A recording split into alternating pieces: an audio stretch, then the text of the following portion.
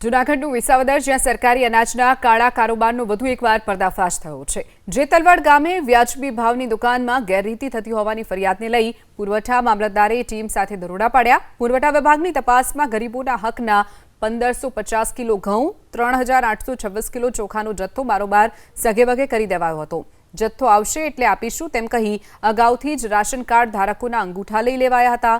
ત્યારબાદ અનાજ આપવામાં આવ્યું ન હતું। આટલું જ નહીં, અવાજ ઉઠાવનારને કાર્ડ બંધ કરી નાખવાની પણ ધમકી અપાઈ હોવાનું ખુલ્યું। આખરે કલેક્ટરના આદેશના પગલે મામલતદારે સસ્તા અનાજની દુકાનના સંચાલકની સામે ફરિયાદ નોંધી વધુ તપાસ હાથ ધરી છે। જેતલવાડ ગામે વ્યાજબી ભાવની દુકાનમાં ગેરરીતિ થતી હોવાની ફરિયાદને લઈ પુરવઠા મામલતદારે ટીમ સાથે દરોડા પાડ્યા। પુરવઠા વિભાગની તપાસમાં ગરીબોના હકના 1550 કિલો ઘઉં, 3826 કિલો ચોખાનો જથ્થો બારોબાર સગેવગે કરી દેવાયો હતો।